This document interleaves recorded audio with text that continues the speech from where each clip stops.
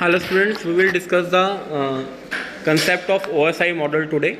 OSI model is basically a open system interconnection model which is used for the network interconnections. जो भी हम लोग data transmit करते हैं from one computer to another, जो भी डाटा फ्लो होता है नेटवर्क के अंदर, that is basically a protocol which is a standard through a network communication. तो सबसे पहली जो there are the basically 7 layers: physical layer, network layer, data link layer, application layer, session layer, and all these are the 7 layers which come in the OSI model. The number one is the physical layer. Physical layer is a layer where the transmit bits from one, जहाँ पे हम data को transmit करते हैं computer to another computer, मतलब ये सबसे lowest layer होती है.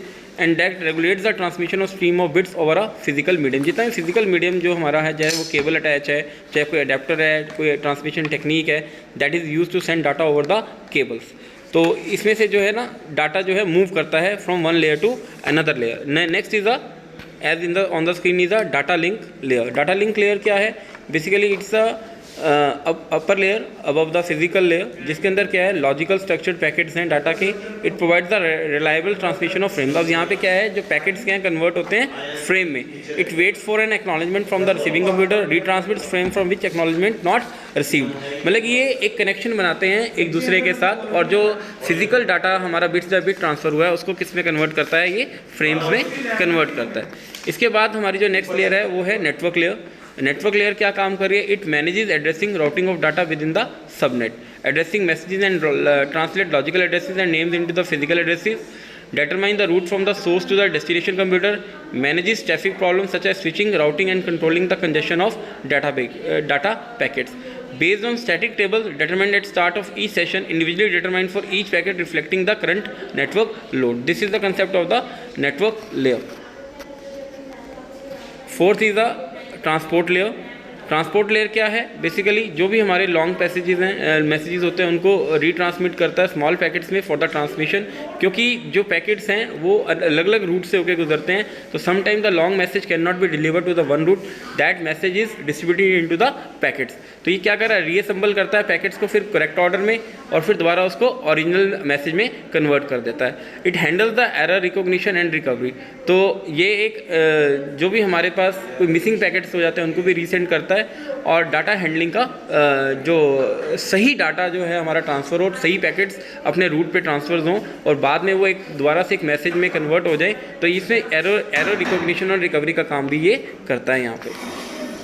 Then is the session layer. अब सेशन लेयर जैसे अभी थोड़ी देर पहले मैंने आपको बताया था, it allows the two application on the different computers to establish use and end a session. Basically एक डायलॉग बनाता है कि जिसमें दो कंप्यूटर्स आपस के अंदर कम्युनिकेट करते हैं, और उसके बाद जो डाटा है वहाँ पे ट्रांसमिट होता है. जब तक वो डाटा ट्रांसमिट नहीं हो जाता तो ये लेयर उनके बीच में जो एक सेशन है वो बना के रखती है.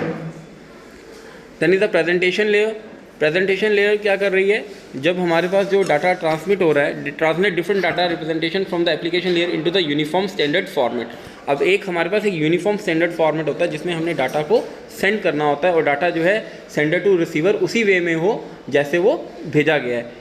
तो it is use for the data encryption and data जो कंप्रेशन है. ये जो दो टेक्निक्स हैं यहाँ पे काम करती हैं.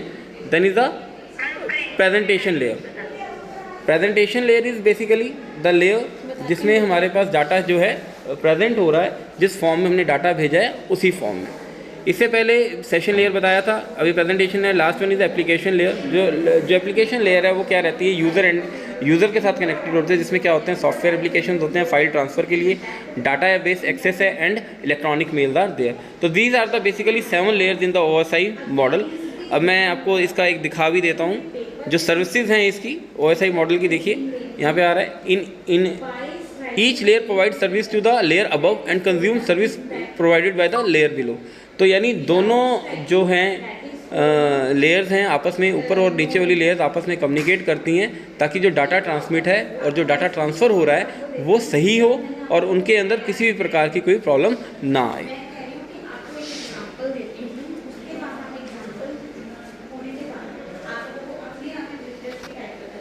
अब इसमें कनेक्शंस की बात करिए. Layers can offer connection oriented और connection less services. Connection oriented like telephone system, connection like postal system, जैसे हमारे पास वायरलेस सर्विसेज होती हैं उनको भी वो करता है.